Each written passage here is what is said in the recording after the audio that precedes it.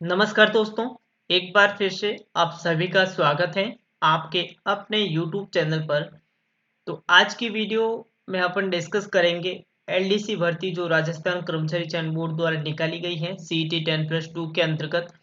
उस वैकेंसी के सिलेबस के बारे में टॉपिक वाइज सिलेबस एनालिसिस करने वाले हैं। कौन कौन से टॉपिक, कौन कौन से सब्जेक्ट आपको पढ़ने हैं, आपके एग्जाम पैटर्न क्या रहने वाला है, रिटन एग्जाम कितने नंबर का होगा, टाइपिंग टेस्ट कितने नंबर की होगी, संपूर्ण विश्लेषण करेंगे इस वीडियो के अंतर्गत सिलेबस पर। तो एग्जाम पैटर्न की तो मैं बात इस वीडियो में करने वाला हूँ। भर्ती आई हुई है, एग्जाम फॉर्म में वो चल रहे हैं, आप सभी को पता ही होगा और वीडियो भी मैंने बना दिया है और आशा करूंगा कि आप सभी ने एग्जाम फॉर्म भी लगा दिया होगा। 20 फरवरी से आपके एग्जाम फॉर्म शुरू हो गए थे जो चल के आपके 20 मार्च तक चलने वाले हैं। लगभग से लगभग एक महीना आपको कर्मचारी चयन बोर्ड ने दे दिया है।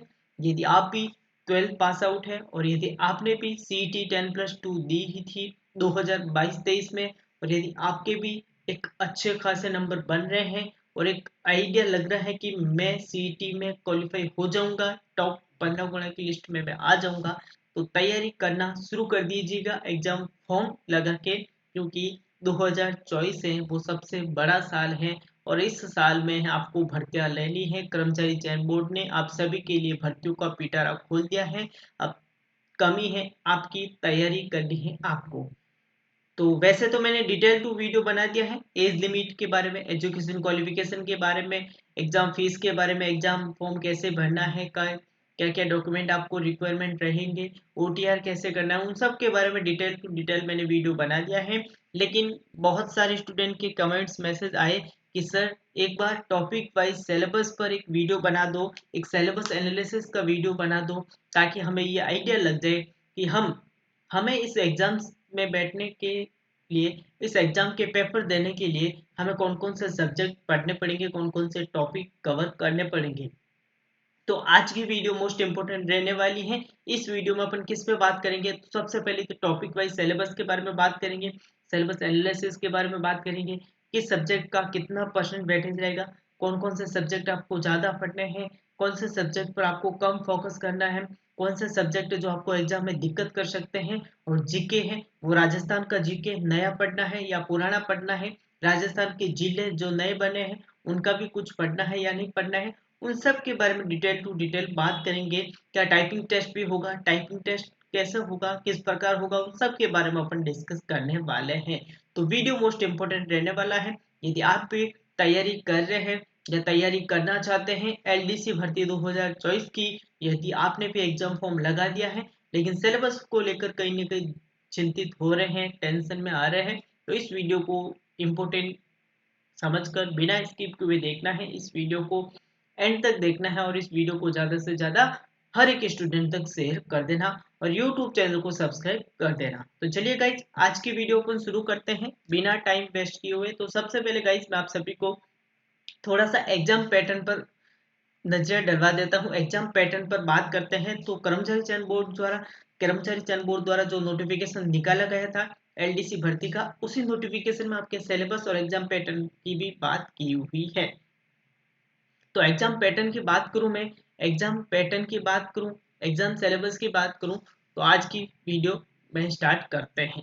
तो लिपिक ग्रेड सेकंड कनिष्ठ सहायक पदों पर भर्ती हेतु परीक्षा की स्कीम की बात करूं तो आपके फेज 2 में आपका पेपर होगा, प्रश्न पत्र फेज 2 होंगे। फेज फर्स्ट में आपका पूरी तरह से रिटन एग्जाम होगा और फेज 2 में आपकी पूरी तरह से टाइपिंग टेस्ट होगा। ठीक है, यानी कि एक आपका ऑफलाइन एग्जाम होगा, एक आपका ऑनलाइन एग्जाम होगा। बिल्कुल टाइपिंग टेस्ट तो आप सभी की होगी क्योंकि ओ लेवल सर्टिफिकेट मांगा है, कंप्यूटर का कोई भी डिप्लोमा डिग्री मांगी है, तो इसका मतलब आपकी टाइपिंग टेस्ट भी होने वाली है। प्रतियोगी परीक्षा में निम्नलिखित प्रश्न पत्र सम्मिलित होंगे, प्रत्येक प्रश्न पत्र उसके सामने दर्शित अंकों का होगा। अतः पहले रिटन एग्जाम की बात करूं, प्रश्न पत्र की बात करूं, फेज फर्स्ट की बात करूं, तो आपके सामान्य ज्ञान, दैनिक विज्ञान और गणित आएगी, ठीक है ना, और सामान्य हिंदी और अंग्रेजी आएगी। रिटन एग्जाम में भी आपके दो पेपर होंगे, रिटन एग्जाम में भी आपके दो पेपर होंगे। फर्स्ट पेपर आपका पूरा जीके, बेसिक जीके और बेसिक मैथमेटिक्स और बेसिक जनरल साइंस का होगा, जो आपके 3 घंटे का पेपर होगा, 100 नंबर का पेपर होगा। और सेकंड पेपर है रिटन एग्जाम में, सेकंड पेपर है वो आपके लैंग्वेज का होगा, हिंदी लैंग्वेज और इंग्लिश लैंग्वेज।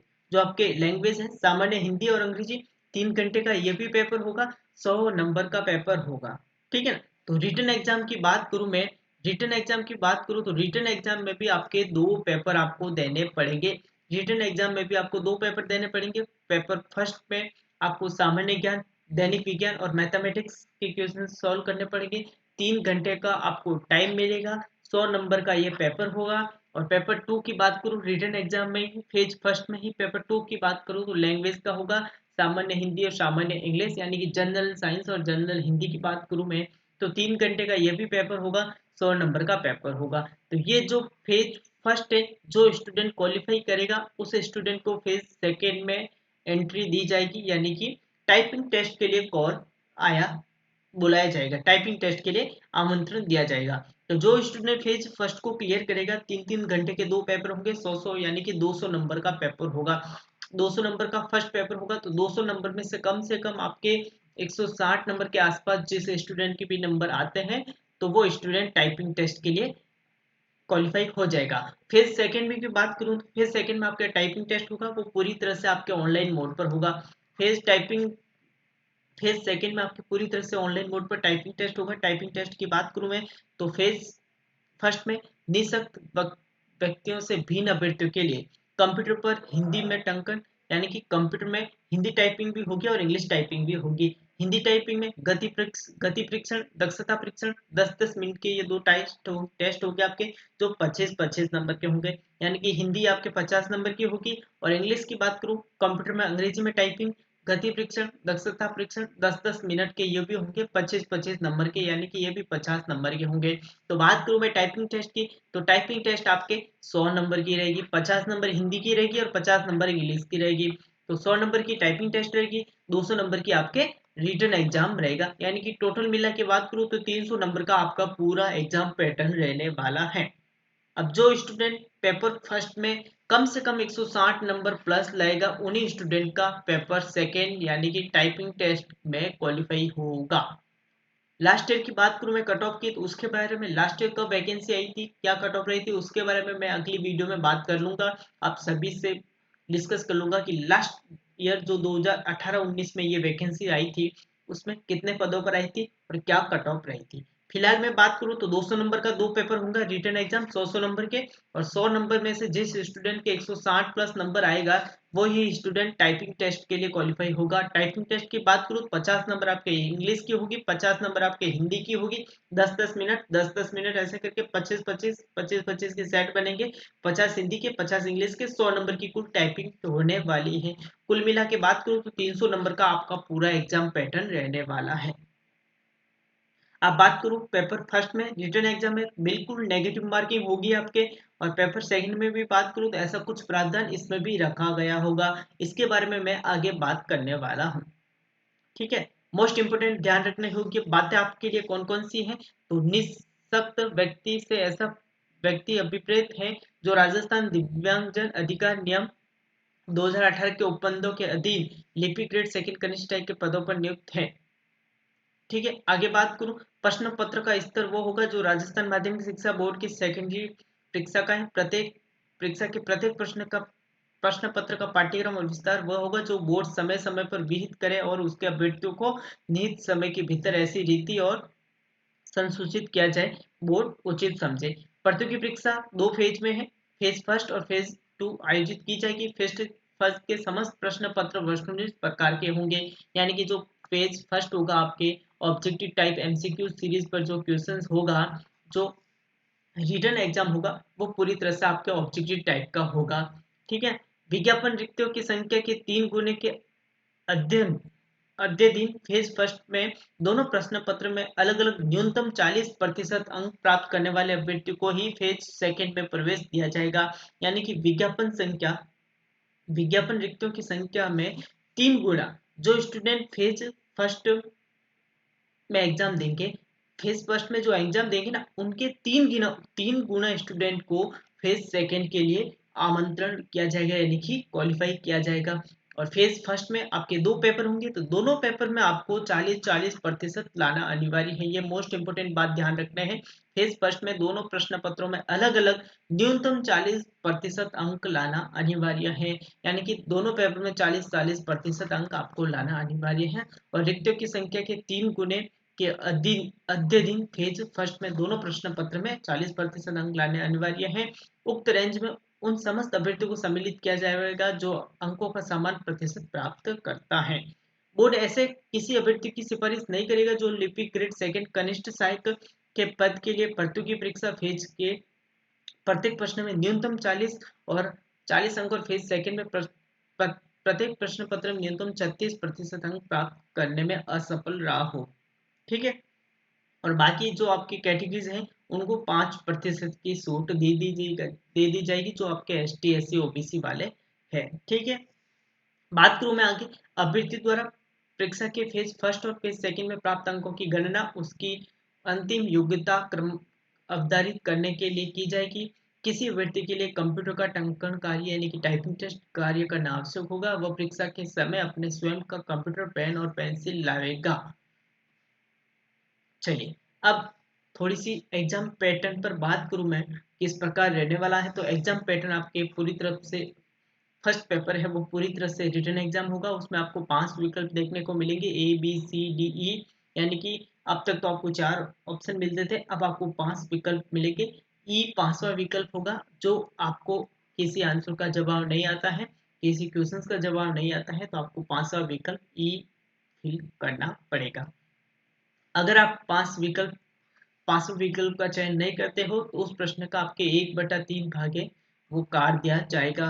और इस 5वें विकल्प को भरने के लिए आपको एग्जाम से 10 मिनट अतिरिक्त समय दिया जाएगा।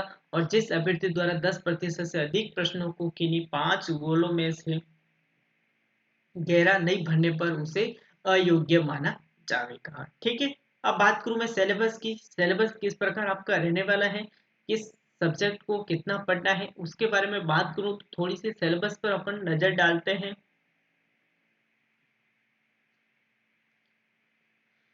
तो सिलेबस की बात करूं मैं तो पेपर फर्स्ट में सामान्य ज्ञान, दैनिक विज्ञान और मैथमेटिक्स की बात करूं तो 3 घंटे का ये पेपर आपका होगा। 100 नंबर का ये पेपर होगा। 100 नंबर में आपको क्या क्या पढ़ने हैं और 3 घंटे का ये पेपर आपको वहाँ अटेंड करने हैं। तो साम्य मामले संबंध, राष्ट्रीय और प्रादेशिक स्तर की प्रमुख घटनाएं होगी। मुद्दे तथा संबंधित संगठन एवं संस्थाएं होगी। भूगोल एवं प्राकृतिक संसाधन हो गया। भारत की पारिस्थितिकी एवं वन्य प्राणी हो गई। राजस्थान की भौतिक दशाएं हो गई। जलवायु हो गई। वनस्पति एवं मृदा हो गई। मानव संसाधन हो गया। आर्थिक विकास हो गया। राजस्थान में कृषि हो गई। राजस्थान की प्रमुख फसलें हो गई। कृषि आधारित उद्योग हो गई। यानी कि कुल मिला के सामान्य ज्ञान में आपको ये सब कुछ पढ़ना है। करंट अफेयर्स हो गई। भारत की भौतिक दशाएं हो गई। जलवायु हो गई। वनस्पति हो गई यानी कि ज्योग्राफी हो गई। और राजस्थान में प्राकृतिक संसाधन हो गए, खनिज हो गई, वन जल पशु वन्य प्राणी संरक्षण हो गए। राजस्थान में कृषि हो गई। राजस्थान में आर्थिक विकास हो गई। राजस्थान की प्रमुख फसलें हो गई। कृषि आधारित उद्योग हो गई। प्रमुख सिंचाई परियोजना है। पंचायती राज है उनकी भूमिका है। और राजस्थान की विभिन्न आर्थिक योजनाएं हैं, फ्लैगशिप योजनाएं हैं, उन सब के बारे में आपको पढ़ना होगा। तो सामान्य ज्ञान कुल मिला के जीके आपका रहेगा, उसमें करंट अफेयर्स भी आएगा, ज्योग्राफी भी आएगा और आपके जनसंख्या एवं जनजाति राजस्थान के प्राकृतिक संसाधन के भी क्वेश्चंस आएंगे। बात करूं मैं आगे राजस्थान का इतिहास एवं संस्कृति, आर्ट एंड कल्चर, तो मध्यकालीन इतिहास, स्वतंत्रता आंदोलन एवं राजनीतिक चेतना, राजनीतिक पुनर्गठन, लोक भाषाएं बोलियां, लोक संगीत हो गए, आपके लोक नृत्य हो गए, संत देवता कवि योद्धा हो गए, लोक देविया हो गई, सांप्रदायिक सौहार्द हो गई, मेले एवं त्योहार, रीति रिवाज, वेशभूषा, यानी कि कुल मिला के आपको आर्ट एंड कल्चर पढ़ना होगा। राजस्थान जी के जो आपके 12th लेवल का आता है बोर्ड एग्जाम्स में, वैसे ही आपको ये आर्ट एंड कल्चर आपको पढ़ना होगा। राजस्थान का औद्योगिक विकास में आपको प्रमुख उद्योग पढ़ने होंगे, कच्चे माल की उपलब्धता पढ़नी होगी, ऊर्जा के विभिन्न स्रोत हो गए, आपके खनिज आधारित छोटे बड़े एवं कुटीर उद्योग आपको पढ़ने होंगे। आगे बात करूं मैं general science, everyday science, basic science की बात करूं तो वही आपके 12th लेवल की आएगी। उसमें आपको भौतिक एवं रासायनिक परिवर्तन, आपके फिजिक्स हो गई, केमिस्ट्री हो गई और बायोलॉजी जूलॉजी जो भी आप बोटनी वगैरह सब्जेक्ट कहते हो वो आपको पढ़ना पड़ेगा। ऑक्सीकरण एवं अपचयन अभिक्रिया होगी, धातु अधातु हो गया, कार्बन के अवरोध हो गया, विद्युत चुंबकीय प्रेरण हो गए, विद्युत धारा हो गए, आपके विद्युत जनित्र हो गए, विद्युत सेल हो गए, भारत का अंतरिक्ष अनुसंधान कार्यक्रम हो गया, भारत एवं अंतरिक्ष एवं सूचना प्रौद्योगिकी हो गए, गुण सूत्रों की संरचना हो गई, न्यूक्लिक अम्ल हो गए, मनुष्य में लिंग निर्धारण हो गए। यानी कि कुल मिला के आपको फिजिक्स, केमिस्ट्री और बायो बेसिक पढ़नी पड़ेगी, जिसमें भौतिक विज्ञान होगी, रासायनिक विज्ञान हो गए, जीव विज्ञान हो गई। ठीक है, जो आपके 12th स्तर का पूरा सिलेबस रहेगा। 12th लेवल के ऊपर का कोई भी सिलेबस नहीं आएगा। ठीक है, बात करूं मैं आगे, पर्यावरण अध्ययन हो गया आपके इसमें, रक्त समूह हो गए, रक्त दाब हो गए, रक्तदान हो गए, आरएच कारक हो गए, रोगाणु रोगाणु हो गया, मानव स्वास्थ्य एवं कुपोषण एवं मानव स्वास्थ्य हो गया, मानव रोग हो गए, उनके निवारण हो गए, उन सब के बारे में आपको पढ़ना पड़ेगा। बात करूं मैं आगे बेसिक मैथमेटिक्स की बात करूं तो मैथमेटिक्स में भी वही आपके वैदिक विधि से पूर्ण संख्याओं का वर्ग हो गया, घननफल हो गया, वर्गमूल हो गया, चयनकों की संख्याओं के साथ गुणनखंड हो गया, आपके बहुपद के गुणनखंड हो गए, समीकरण दो सरल वाले, रेखा समीकरण हो गए, आपके अनुपात समानुपात, प्रतिशत, लाभ हानि, साझा, सरल ब्याज, चक्रवृद्धि ब्याज, बट्टा हो गई, एक बिंदु पर बनने वाले कोण हो गए, रेखाएं हो गए, क्षेत्रफल हो गई, वृत्त की परिधि हो गई, घन, घनाभ, गोले, शंकु, यानी कि जितने भी न्यूमेरिकल वाले क्वेश्चंस होते हैं, एग्जाम्पल वाले क्वेश्चन होते हैं, सूत्र वाले क्वेश्चन होते हैं, उन सबको आपको पढ़ना पड़ेगा। तो ये तो हो गए पेपर फर्स्ट में। रिटन एग्जाम में पेपर फर्स्ट जो आपके पूरी तरह से GK, general science, art and culture और मैथमेटिक्स से आएगा। बात करूं मैं इसके एग्जाम पैटर्न की, तो सारे एग्जाम ऑब्जेक्ट, सारे क्वेश्चन ऑब्जेक्टिव टाइप के होंगे और मैक्सिमम मार्क्स आपके 100 नंबर का रहेगा। नंबर ऑफ क्वेश्चंस की बात करूं 150 क्वेश्चन रहेंगे। डायरेक्शन ऑफ पेपर की बात करूं तो 3 घंटे आपको पेपर मिलेंगे और 1/3 आपके नेगेटिव मार्किंग है वो काट दी जाएगी किसी भी प्रश्न गलत होने पर। पेपर 2 की बात करूं तो जनरल हिंदी और जनरल इंग्लिश की होगी, सामान्य हिंदी और सामान्य इंग्लिश होगी। 3 घंटे का ये भी पेपर होगा, 100 नंबर का ये भी पेपर होगा। हिंदी में आपको क्या पढ़ना है, तो हिंदी में आपके संधि हो गए, संधि विच्छेद हो गया, सामा सामासिक पदों की रचना, समास विग्रह हो गए, उपसर्ग हो गए, प्रत्यय हो गए, प्रवासी शब्द हो गए, आपके विलोम शब्द हो गए, अनेकार्थ शब्द हो गए, संज्ञा शब्द की विशेषण हो गई, शब्द वाक्य शुद्धि हो गई, क्रिया हो गई, विशेषण हो गए। ठीक है, क्रिया हो गई, विशेषण हो गए, मुहावरे हो गए, आपके लोकोक्ति हो गई, अंग्रेजी के परिभाषित शब्द हो गए और कार्य पत्रों से संबंधित ज्ञान आपको होना चाहिए। जनरल इंग्लिश की बात करूं मैं तो जनरल इंग्लिश में वही आपके टेंस हो गए, पैसिव वॉइस हो गई, आपके ट्रांजैक्शन हो गए, ट्रांसलेट हो गए आपके, और आपको पैसेज वगैरह है, वर्ब वगैरह है, वो आपको पढ़ना पड़ेगा। ठीक है, तो ये कुछ सब्जेक्ट का आपका एग्जाम पैटर्न रहने वाला है। इसकी भी बात करूँ तो ऑब्जेक्टिव टाइप के पेपर में क्वेश्चन आएंगे, मैक्सिमम मार्क्स आपके 100 नंबर का पेपर होगा। नंबर ऑफ क्वेश्चंस की बात करूँ तो 150 होंगे, जिसमें 75 क्वेश्चन है जनरल हिंदी के होंगे और 75 क्वेश्चन आपके जनरल इंग्लिश के होंगे। डायरेक्शन समय की बात करूँ तो 3 घंटे का आपका पेपर रहेगा और पूरा पेपर में नेगेटिव मार्किंग का भी रूल रहेगा, यानी कि 1/3 है वो नेगेटिव मार्किंग भाग आपका काट दिया जाएगा। ठीक है, तो ये पूरा सिलेबस आपके रहने वाला है। आई होप, आशा करूंगा कि आपको पूरा सिलेबस समझ में आ गया होगा। यदि वीडियो समझ में आया हो और वीडियो से कुछ जानकारी प्राप्त हुई हो तो वीडियो को लाइक कर देना, और यदि आप भी जुड़ना चाहते हो हमारे टेलीग्राम चैनल पर तो टेलीग्राम चैनल की लिंक इस वीडियो के डिस्क्रिप्शन में मैंने गिवन करवा दी है, जहाँ से आप हमें टेलीग्राम चैनल पे फॉलो कर सकते हो। आशा करूंगा कि आप सभी को वीडियो समझ में आ गया होगा और सिलेबस को लेकर आपके जो भी डाउट थे वो क्लियर हो गए होंगे।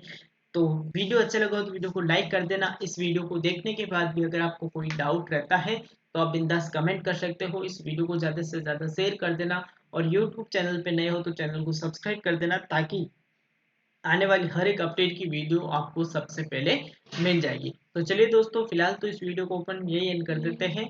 मिलते हैं नेक्स्ट वीडियो में ऐसी ही और अपडेट के साथ। तब तक के लिए जय हिंद, जय भारत, धन्यवाद।